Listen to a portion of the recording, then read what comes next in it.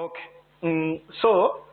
Just to give you the context, one of the things that our alumni and the business team wanted is a bunch of videos done by our mentors on some topics of relevance.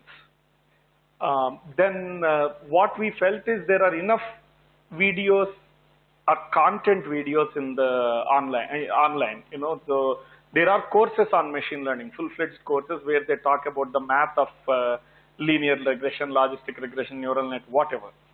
And we have our own lectures also. So what we felt would be a refreshing change would be that if we talk about a specific use case that we worked on and our learnings and what we did right and what we did wrong, it would be very useful for people to solve real world problems.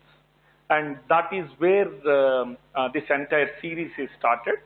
I am doing the first one, and then Shilpa will come up with the schedule. Because we are going to put it online, I think it's better if we follow a structure.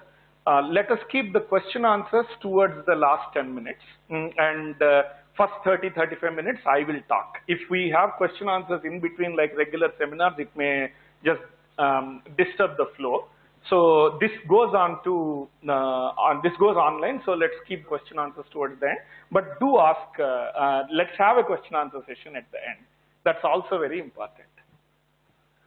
Right. So this is where it starts.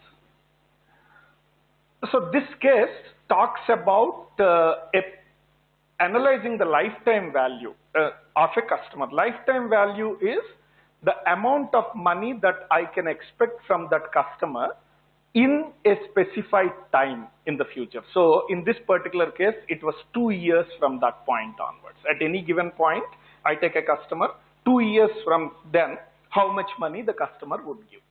That is the objective of the customer. And this is a company that sells iPad-like tablets, but their focus is on edutainment. So all the games are aimed at kids of a specific age. 5 to 15 is the targeted age group. So they have puzzles, video games, etc. in the form of this downloadable or purchasable device. So the way business works is the customer buys the hardware, a tablet, and then they get some games along with the first purchase. Suppose that if they want to buy, they have two options. They go to a nearer store, toy store, and buy a cartridge and a USB port, and then they play with it, or they can download the game from online. So those are the two methods of purchase. The customer here is the parent and the consumer is the kid, right? And the context is interesting. So when they gave us this project, the intro that we got is, look, there is another firm that's working on this project, and they have been working for the past 9 months or so. They're giving us some results, but we are not too happy with what we got. We want you to do better than them in terms of accuracy. That was the mandate given to us by the chief information officer of that company, who is the sponsor of the program. Right. Whenever I get a problem like this, the first question that I ask myself is it a machine learning problem or an AI problem? That's because the approach that you follow for solving a machine learning problem is very different from solving an AI problem. And there are a few other reasons also that I'll identify. Now, in my mind, the simplest test that I do is to ask myself this question: does this problem require an expert to solve, or can it be solved by a normal guy or a creative person? So what I mean by that, customer lifetime value, to understand that, you need someone with experience in marketing. If I give just one customer, probably they can even explain how they will arrive at that lifetime value. They will say, you know what, If that guy's income is more than $50,000 a year and he has a smaller family, his wife is also working, then I expect a high value. So they can actually give you a process in which they arrive at it, and it's not obvious to an untrained person. They have a logical way of solving the problem. If your problem falls in that category, I'd say, okay, this is a machine learning bucket. On the other hand, hey, can you recognize the face? Can you generate music? Can you identify whether it is a dog or a cat? Now, these are problems where you don't necessarily have a logical intuition. Most of them can be solved by anyone without any specific training. And some of them require, again, a lot of training, but even those trained guys cannot tell how they are doing that specific job. So this is a litmus test that I put for any problem to decide which bucket it would fall in. And clearly, this particular problem falls in the machine learning category. I want how much money they will spend in the next couple of years, so it requires an expert. So that is the first step. Now, whenever someone asks me to break a model in a machine learning problem, I get scared. It's extremely difficult to beat models in machine learning problems and beat humans in AI problems. It's reverse. In machine learning, you can beat a human easily. If they come and say, look, I have an expert working on it, with his or her intuition, they are doing a 10% error, we can easily do 7%. I'm not worried about accepting. But if they say, I have a model that I built 7.5 years back using one of the most primitive logistic regressions, and I am getting 92%, can you get 94%? That can get scary. But in this case, they said someone else is already working on it and they are not happy with the output. So that has a red sign written all over it, right? So I said, wow, this is difficult. Beating a human is difficult. So I went back to my champion, the CIO, and asked him, so why do you want to actually find how much money this customer is likely to give in the next 2 years? What is it that you do? He said, look, I want to spend differently on different customers. So on high valued customers, I want to give a few more services and do more things. Low valued customers, I won't do. Or it may be reverse of that. Sometimes I may want to, if I have a specific segment that is low value, but I think I can have a high value out of them, I may spend more time in it. So it is a question of deciding how much effort I put in on those customers in the next couple of years. Then I asked them, in such a case, will you be able to design a separate program for each customer? Right? If that is the goal. Then they said, no, we may not be able to. Then I asked them, okay, I asked him, how many different programs you can do? Initially, they started 200 to 300, right? Then I requested them to have a bigger meeting, and the CMO was also part of the next meeting, where they finally brainstormed and said they would be able to do at most 5 to 7 different segments, different programs.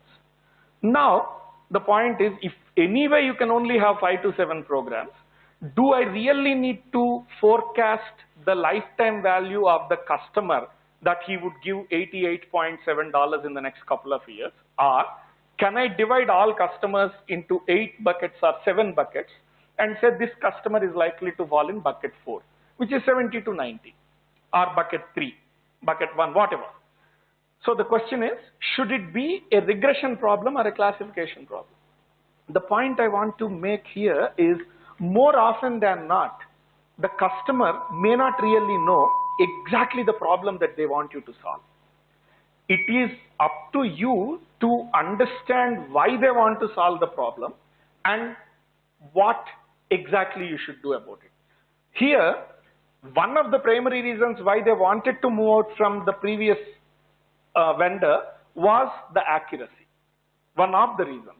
But after interrogation and investigation, we learned that accuracy was not even important in the way that they were measuring.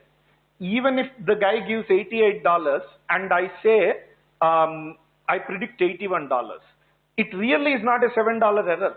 It doesn't matter because anyway 80 to 100 is the same bucket. So the moment we turned it from a regression to classification, the problem became a lot more tractable and the business utility didn't go down. So that's the first step. And then I asked them, okay, I do have these customer lifetime buckets, value buckets. So each customer, I have one more column added in your database, and I will add a number from 1 to 7 as accurately as possible. How will you use it? How do you measure? First of all, how do you measure the success? In this case, it's easy. They said, we kept some data of the customers without giving to you, and we will run your model on that. And if they, depending on the accuracy, we should be fine. So measuring how good our model is not a difficult problem in this case. There are many cases where even that needs to be investigated and identified. Once I build a model, how will you know whether I did a good job or not? And here, in this case, that was easy. And the next thing is, after I build the model, how would you actually productionize it and implement it? And they said they want a visualization where at any given point of time, they want to see the distribution of the customers in each bucket. So in the next 2 years, currently I have 100,000 customers. What is the lifetime value bucket that they belong? Which bucket is predominant? That allows them to do some marketing strategy. And secondly, they also said, and this was the second complaint about the previous vendor, it is not enough if I know customer X belongs to bucket 4 or they give $88. I really don't have any marketing strategic actions that the model is helping me to take. So what they said is, you should come back and tell me some patterns. Women between 30 and 35, if they have 3 kids and she is single, she is likely to belong to bucket 2, etc. And then if they have information like that, then they actually can take some strategic and tactical actions. So that means this requires as high an accuracy as possible. So I need to go for one of those non-linear SVMs and random forest kind of models. And this requires a explicable model. So I have to go for a decision tree or a logistic regression, something that they can understand. These kinds of brainstorming sessions with the customer prior to actually starting coding is what determine how you should approach the problem, right? Then the last one that I always want to understand before jumping into solving the problem is, how much of accuracy really makes a difference for you? What I learned is, these people were not trying to do customer lifetime value until then. So anything better than randomness. So if the random, if the 100,000 customers they had, let's say we are dividing them into 5 buckets, let's say all buckets are equally distributed, then 20%, 20%, 20% is the random distribution, which means if I take a new point and if I assign it to any bucket, I have a 20% chance of being right. So even 21% is better than what they are doing currently. So anything random is better. But then is 1% really, okay, my model is better than what is happening now, but in the process to get this thing, the company is investing some money, productionizing and data scientists, etc.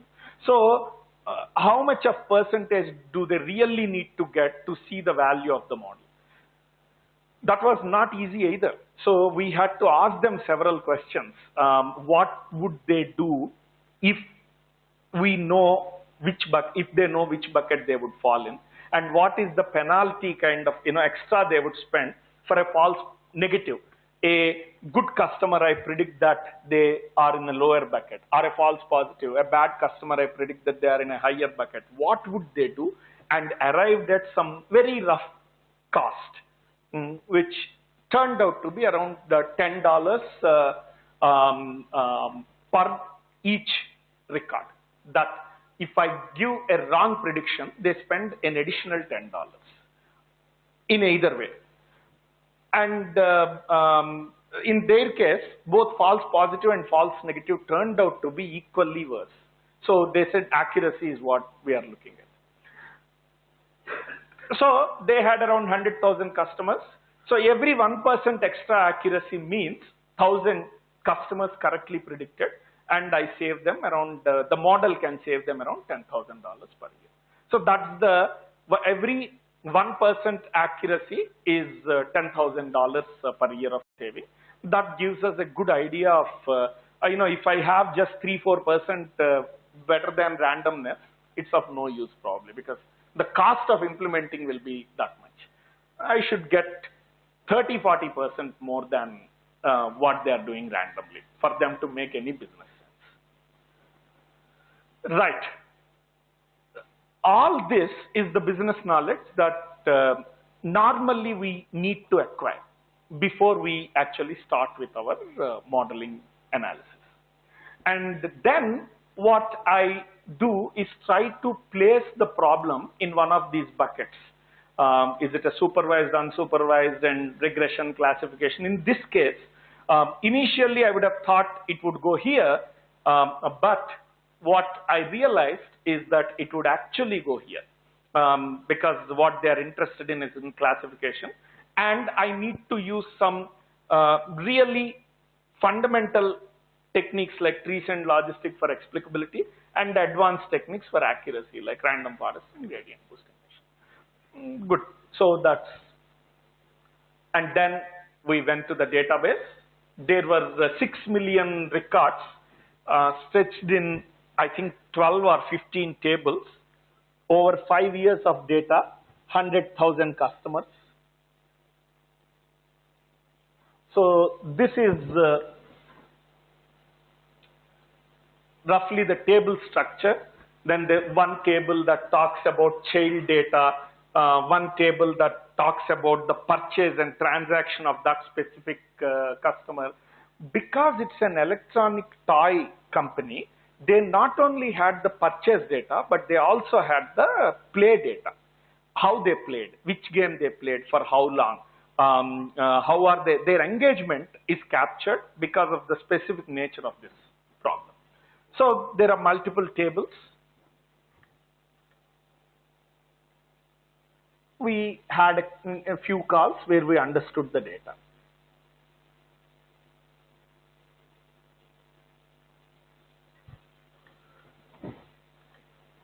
Now, the next step, and probably the most important step in making a machine learning success, is figuring out what stories to tell. My champion here is the CIO. My consumer here is the business development team. So, and while I am excited about a random forest or a gradient boosting machine, they are not. They are excited about predicting how accurately, predicting accurately where the customer would fall. So, with most customers, I do ask myself what stories to tell, and over time, I developed a framework of creating stories from the data. I approach the data asking 3 different types of questions and plot various graphs and see which of them have a power to be good stories. The first set of stories that I try to tell, very simple distributions. I just try to plot bar charts, pie charts. Pie try to avoid, but bar charts as many, to see whether there is anything that they didn't know about a categorical attribute or a numeric attribute. And this is a guess that you have to make, right? One of the things that became successful was just this simple client distribution. This country had 75% of their customers from USA and 25% of their customers from UK. This company had that. Now, I wanted to see whether that's uniform or there are some peculiarities. By the way, I tried 20 other graphs, none of them had a good story. I am only presenting the success, alright? So this is a trial and error thing. It's not that you know exactly what graph to plot beforehand. But here, I asked, what happens if I look at the top 10% of the customers? Now, 90% of the customers are from USA and 10% are from UK.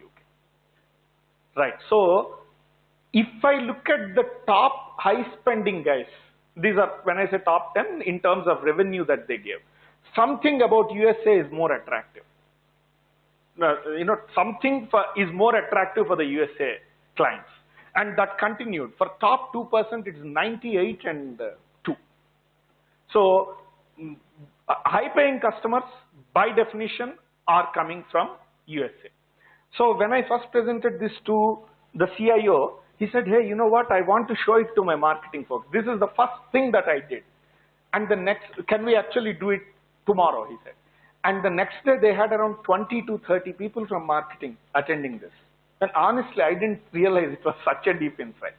I went to them and then I presented. There was a big discussion in the room. What should we do about it? And then one person said, I've been telling you, we should just scrape the UK market. They are no use to us.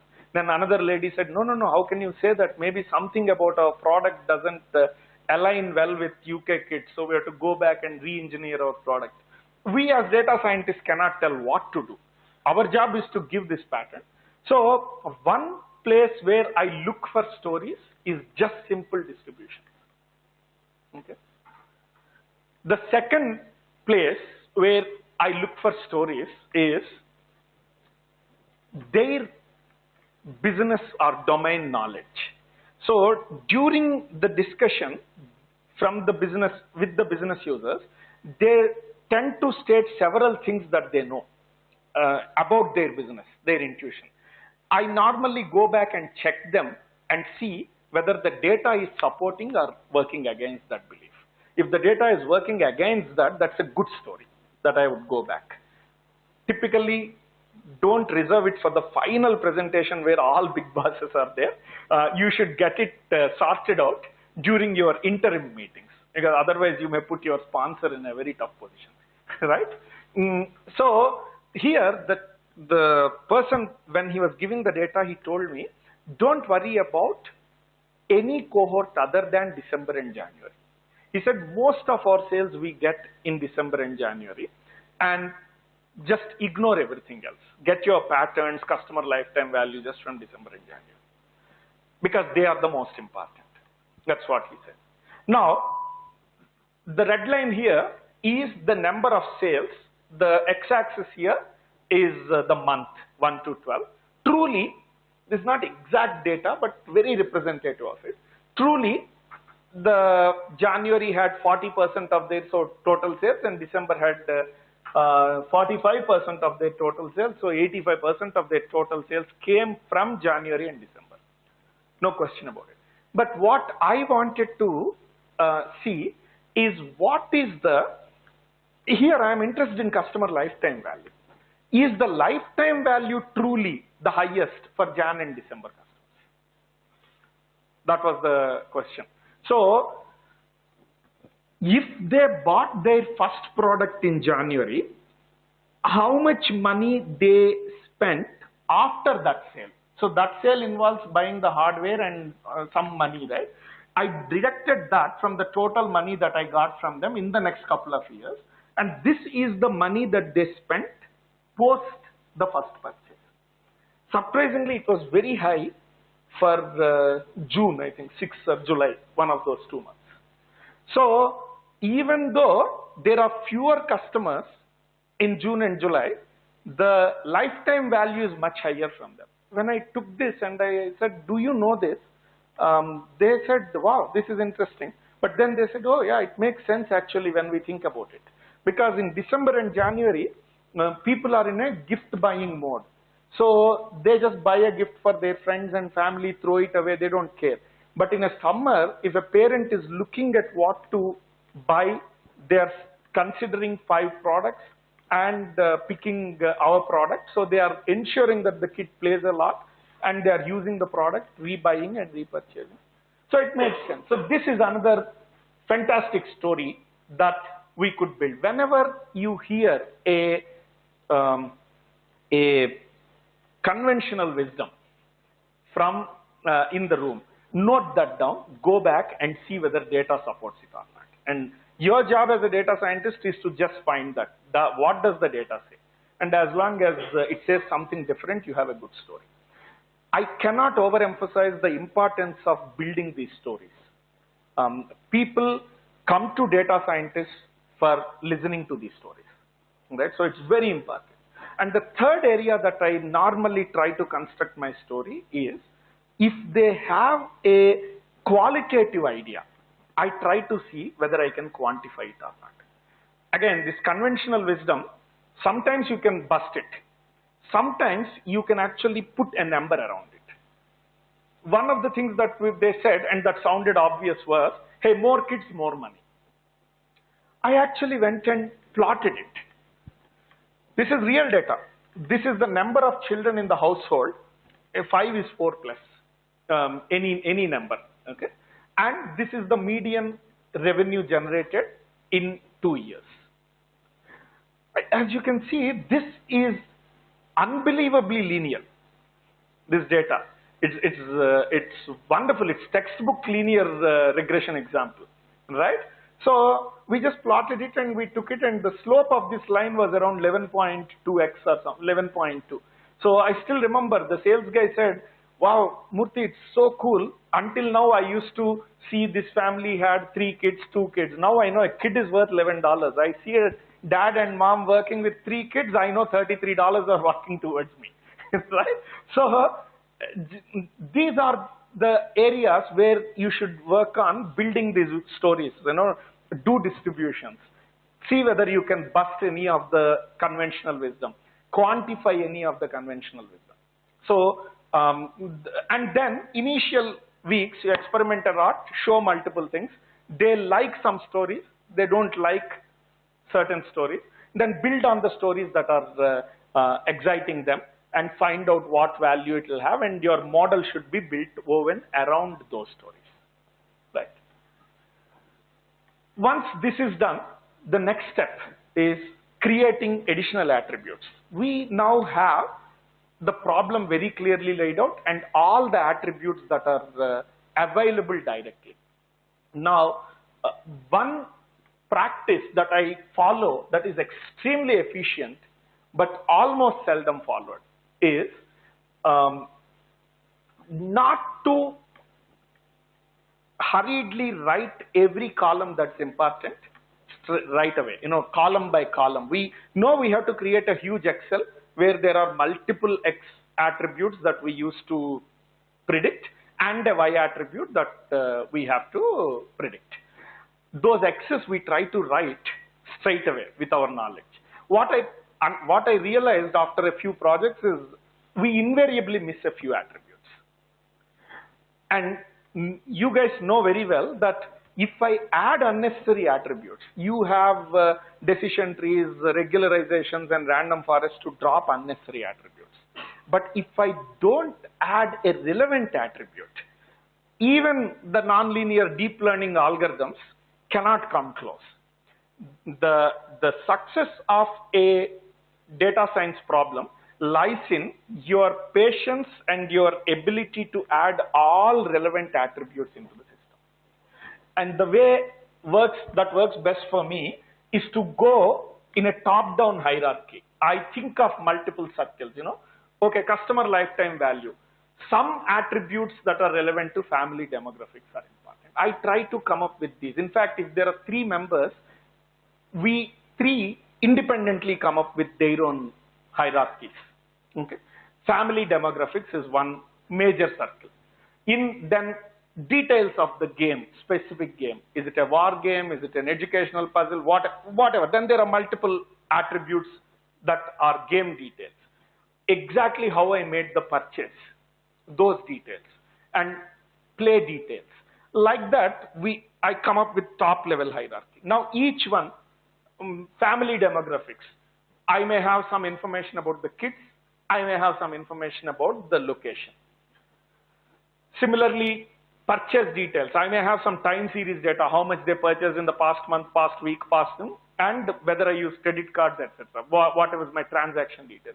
Like that, at least 2 levels of hierarchy I go before actually designing the final independent attributes. Why? I tell you the importance. Because I went through that, we were able to create an attribute in play patterns. One attribute, which is the customer playing most of the times the same game, or is the customer playing different games in the first 3 months? Are they playing a single game more than 50% of the time? Or are they playing multiple games without any preference? So we call them random and uniform. One who plays different games is random, and one who plays the same game is uniform. What we found is, it's actually the other way. Sorry, it's the other way. We'll update the PPT. Those who played the random games in the first 3 months, so they didn't have any preference, gave on average 3 times more revenue than those who played the same game. There is no way I would have added that attribute, whether they played the same game or different games, if I directly started with my access. Because I am going top down, I am forced to think about all possible attributes that come under that, and sometimes you will find some such simple pattern attributes that have such huge power in classifying. It's a bonanza. And again, even here, many a times, many attributes you create are useless. So the business user told us probably the difference in the age of the kids in the household is a very important factor. So if 2 houses, both have 2 kids, first house kids are 16 and 8, second house kids are 10 and 8. They thought the difference could be huge. But it turned out data said no. The youngest kid's age was important. However old the elder kid is, he is playing like the younger kid at the age of the younger kid. So it didn't matter. So it's not that every attribute you create would be useful. But as I mentioned, dropping attributes is easy. Creating attribute is difficult. So any amount of time you spend here is well justified. Just create attribute after attribute, and then you will find some really powerful features that improve your classification accuracy drastically. And of course, go through your normal pre-processing. Normally what I try to do is at least have 3 different variants of the data. So if I have a numeric attribute, I'll bin them in 3 different ways. If nowadays with automation, we can even automate it. So for every attribute you do 10-15 different types of binning and see top 3 bins, types of bins that have the highest information gain. You do it for every attribute. So now if you have, and if categorical attributes, figure out 10 different ways of merging them if required, and top 3. Now, if you have 10 attributes, each one has 3 different variants. Independently, you measure the information gain and you have variants. You can do 3 to the power of 10 different data sets. Obviously, you can't do that many. Then you do a Monte Carlo. If you have enough energy, do a genetic algorithm. Figure out the best combination of data that gives the highest accuracy. This is that Kaggle stuff, you try for the extra inch of accuracy with everything that you can do to the data. But in real world, the difference between them, if you pick the top 3 even greedily, the best combination in the first one, the best combination in the second attribute, best binning structure for the third attribute, and build a model, it will be more or less close to the final answer. For a business case, it's more than, in any business world, it's more than useful. And then we went through the training, validation, and test models that we are familiar with. And we were able to get 95% plus test accuracy. And it was a big success. So and I think for this SVM and Random Forest were the final competitors, and Random Forest edged out SVM. The point here is to the previous vendor was doing this exactly. In fact, he had a gradient boosting machine with 5,000 trees. So in terms of the quality of the model, there's nothing to choose from. But it is the homework that you do well that actually defines how successful your machine learning project is. One of our mentors quoted a study which says only 28% of machine learning projects are successful. I don't have statistics, but I can confidently tell 98% of those remaining 72 did not fail because of the math. They failed because of this preliminary homework that was not done right. Right. So it's so important. I just want to give the checklist. If you are solving it, ask yourself these questions before you even start your first line of R code. Is the nature of the problem AI or ML? Have you the buckets, is it a classification problem or a regression problem, or the classification followed by regression, regression followed by optimization? What buckets do they fall in? And does this problem for the business ask for accuracy or explicability? Right? Or both? In which case you have to build two parallel streams of models. And have you clearly agreed on how you test what solution you are going to give, and what exactly is every percentage of extra accuracy? Where do you call me successful? Have those been agreed with the client? And have you defined a target attribute in alignment with the business objective? Business can do only 6 different types of marketing campaigns, then there's no point in doing a regression. So have you spent that time? And have you defined an error metric and gotten acceptance from the customer on how good or bad that, whether they are also willing to accept? And particularly for ML problems, feature engineering, looking at these features, going through those circles hierarchically, coming up, deriving new features, that defines the success of your model. Spend more time here, not on which kernel function you use on your support vector machine. That's anyway, that's easy to do, but this is much more important. And every weekly meeting, you should think of an exciting story. Create a framework for that business on how you define that exciting story and build it. And one last thing that I also noticed learned while working on this problem is, there is a fundamental difference between the way software engineers work and data scientists work. I have taken this diagram from a source. I forgot to reference it. I will add it. Right, but this credit should go to someone else for this diagram. Right, so the software world, they start from a small module and then they keep adding more and more branches to it. They do their versioning, they do their, they grow from small to large. We follow an exactly different method. We take every data and every attribute that we have, build the model, remove unnecessary things, refine it further, do then a stepwise regression, remove a few more, and then go on. We start from everything to go down to that particular model, that particular data. And software actually works in a very different way. So when you want to productionize this, and when you want these guys to productionize it, it's very important that you create interim windows. Normally, one place where I found many of these works fail is the data scientist does his or her work for 3 months, and then the software engineer comes and tries to apply it. And then they realize 100 different problems in productionizing it. So you should have an agile model, at least an API, or the rough code that you have, that you give to these guys every week.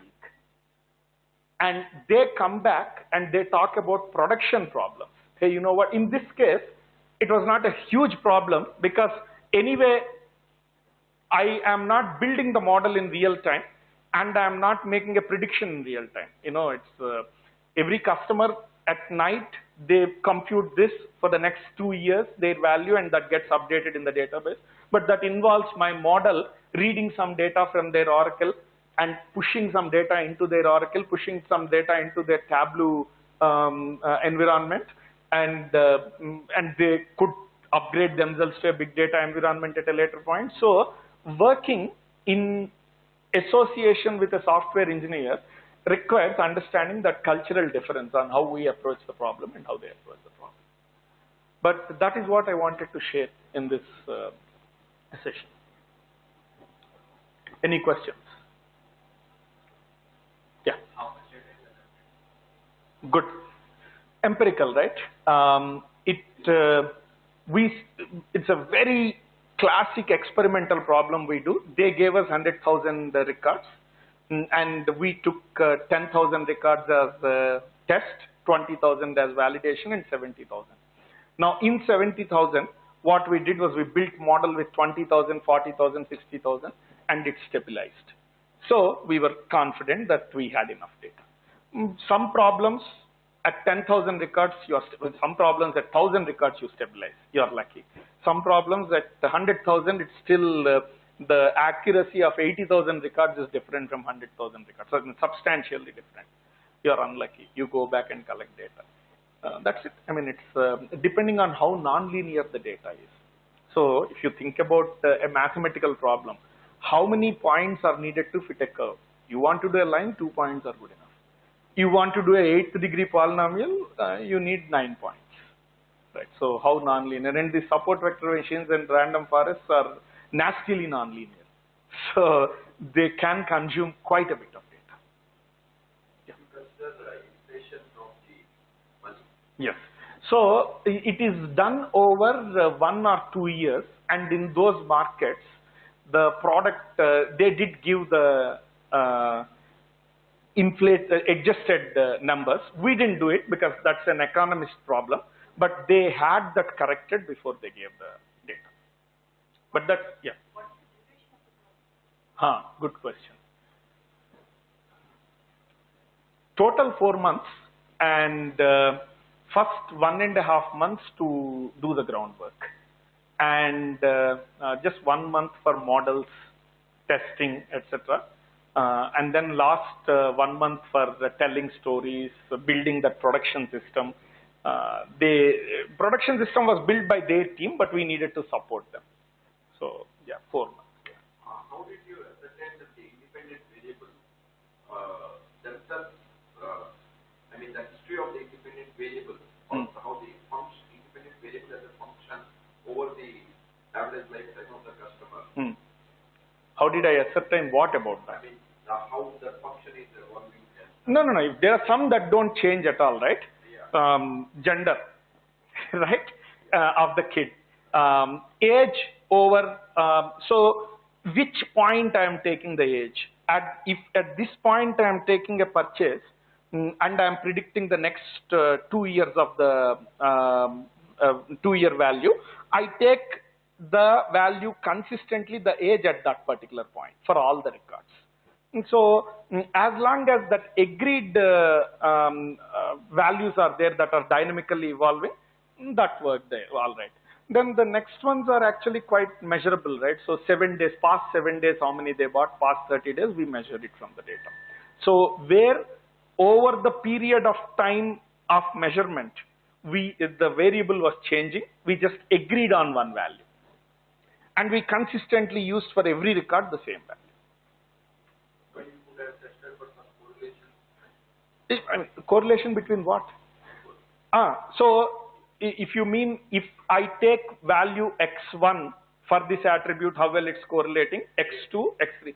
But you know, we could have done that, but anyway, it's arithmetic averages, right? So if x1 minus delta has a correlation, x1 plus delta will have the same correlation, right?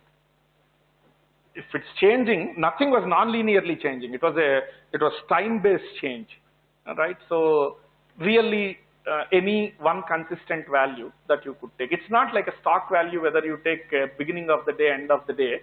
The change is non-linear. Here, end of the day is plus 24 of the beginning of the day. So it's, yeah. So finally for the classification problem. Yes. And how many classes? I think the client wanted it to be 5 or 7. I think we did both. Because they were not, they haven't made up their mind. And according to the previous strategy, what was the accuracy? This is the first time they gave it to one particular vendor. They were doing it as regression, and they had the minimum square error they were measuring. So there's no comparison. Obviously, unfairly, we sound a lot better. They had mean square error of 181, whereas our accuracy is 96.7. Like, you know, but it's, yeah. So direct comparison was not possible. The way you have defined ML and AI, can you say that ML is supervised learning and AI is unsupervised? Because here you said there is a logical thinking that is going on, so you can define what the outcome is going to be or something. There, how the brain is thinking, I don't know. So no, but no, supervised is whether I have a why or not, right? So even in an AI problem, is this a donkey or a cat? I still supervise it. It's just that I don't know how I know it. That is AI. If I know, I think he will give more value, then I know, you know, there are some reasons I can come up with that, then it's ML. So both can be supervised. In one I know why, in the other I just don't know how I am doing it. Yeah. When we are talking about features, engineering features, so does it always have to be within the data that is already given to us, or we have to bring? Good question. This actually ties well with her question. How much time you took? It's not, the duration of the project was specified by the customer. I want it in the next 5 to 6 months. So normally what we do, if it is a purely investigative problem, hey, you know, tell me how my sales activity is connected to my marketing activity, and I have some text data, I have some sensor data, some structured data, some images. Then you can start with this process, write down all possible attributes that you need. You will come up with this 500 different attributes. Then you go and say, which do I have already? I prefer that because then I know at least what fraction of the data I have and what I don't have. Okay. So 50 only I have. What I recommend is, once you understand what is their current accuracy, what is the ROI on each accuracy, start doing with the 50 that you have. If you all, you know, machine learning, as you know, you are either competing with a human or with another model. As long as you are able to get an excess accuracy that is worthy for the business, you have done your job. You can improve it further, but that's at a later point, right? So feel free. If I have only 4 months to solve, normally I don't go outside the data that is available because it's simply impossible to collect additional data at that point. Whereas if it's an investigative problem, I'll go outside, compile all the attributes, but then start my modeling effort with what I have, and that doesn't give me enough accuracy. Then I will figure out which additional 10% of the attributes or 20% of the attributes we can collect easily. Add them. So expand the circle and stop where you hit the right accuracy. So it is actually how much of data creation you do is a function of the business value rather than the mathematical thing alone. Okay. By the way, I think I should I should acknowledge Mahesh. He was part of this project, right? Yeah, yeah, please. So how was the explicability solved? No, we did a decision tree. We ran a decision tree, came up with those patterns, and provided to them. For each bucket? For each bucket, we had important rules. Yeah. So it's a very opposing things, right? You want higher accuracy, you have to do random forest and SVMs, which don't explain. And then parallelly identify those patterns that have excellent support confidence lift and give it. So did you also run, because you did talk about the accuracy versus accessibility, and your accuracy is already pretty good, 96. The inexplicable models, did a good job. did they do a better accuracy? No, this is sorry, I should have been clearer. This is the accuracy of inexplicable model, right? So the 96, 97. The decision trees were 94, not 92 or 90 or something lower than that. So in decision tree, what we did is we identified for each bucket some rules only that had very high confidence and lift and presented to them. Right. Go for the marketing guys, for strategic decisions. Okay, I think we'll end it here. Thank you. Thanks, guys.